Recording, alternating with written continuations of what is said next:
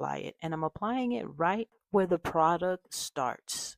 I'm not worried about the cuticle quite yet. I'm just placing it. And what a good rule of thumb is, if the bead is not moving, then it's moldable. I then wipe my brush on a paper towel where there is no acrylic. Then I dip my brush and drag it on the side of the glass again, and I start patting down that bead that I just put down.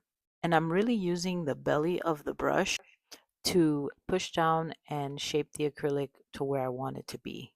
And I really am trying to build the apex right now and strengthen where my free edge begins. And you can tell from the reflection of the light how smooth the acrylic is right now.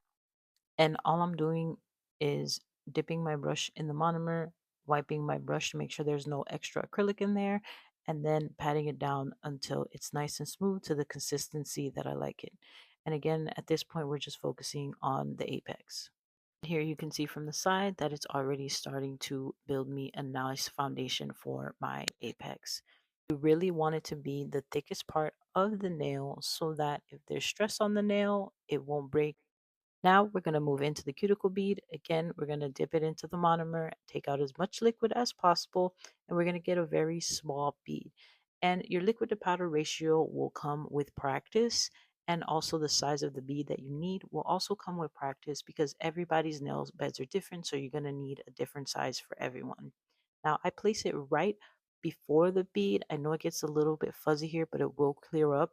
And same thing, you want to push the bead upwards towards the cuticle and wait till it stops moving, and that's how you know it's moldable. Now for this section, I'm using the tip of the brush more to kind of make a barrier between my cuticle and the product. Now this is why it's important to leave the proximal nail fold, because it creates the barrier and it prevents infection, and it also prevents contact dermatitis. So see how I'm using the tip of my brush just to clean around the edges of my cuticle to create that small millimeter of space in between the cuticle and the product. And I know it's a lot of information to retain. That's why I made this video so you can watch it over and over. And I also give classes. That information is in the link in the description. Here you can see that the apex is still not quite where we have it. So now we're going to go ahead and start building the side walls. Again, dipping our brush into the monomer, dragging it up the side to take out as much liquid as possible. We're going to grab a small bead, a very small bead, let it polymerize